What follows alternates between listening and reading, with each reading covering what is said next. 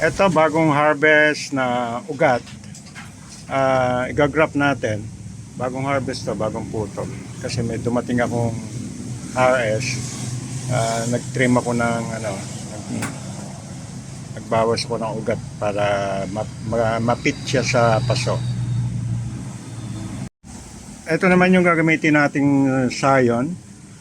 Mamimili tayo ng meron ng sprouts.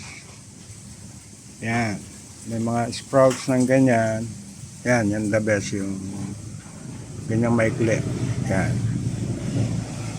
Yan ang ipanggagrap natin dito. Para i-continue na lang niya yung sprouts na yan. Magtutuloy-tuloy buhay. Ito naman ang gagamitin natin sa kanya. May cambium pa siya, no? Kasi kakakat lang. Kailangan mahabol natin yung freshness niya, yung cambium niya para magtuloy-tuloy na buhay and para mapuwersa rin yung roots na mag-produce ng bagong roots niya, root system niya kasi meron siyang kailangan supplyan. So mostly yung mga roots cutting natin pagka hindi natin na-grap agad, namamatay lang siya, nabubulok kasi bumabaksak yung cambium niya. Kasi wala siyang sinusuplayan. Bumabaksak yung cambium niya, natitiyo pababa. And isa pang cause, kung dilig ka ng dilig, wala namang ugat pa siya. So, nabubulok din sa ibaba. So, masasayang. After 1 month, bulok na siya. So, gagamitin natin yung may sprouts para continuity. Mapuwersa siya na magpadala ng cambium, magsacycle yung cambium dahil meron dapat siyang supplyan. So, ang tendency nito, kung sakaling mabuhay, wag mo na siyang galaw-galawin kasi minsan buhay na siya pero hindi pa nakapag-produce ng panibagong root system. Siguro within take 3 months para magkaroon siya ng sarili niyang root system. 3 months, 6 months. Ayan. Kaya minsan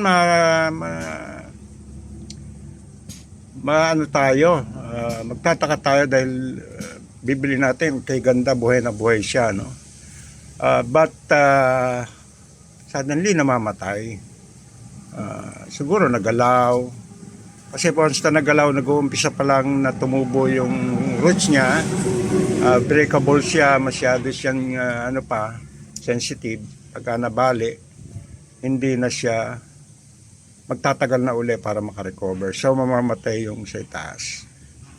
So, wag na nating intayin mag-roots kasi pagka may roots na siya, igagrap natin, magagalaw, posible pong mabali yung mga ugat niya.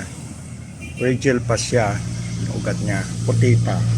So, igagrap na natin, total malakas pa siya, mayroon pa siyang cambium na nagsisirculate.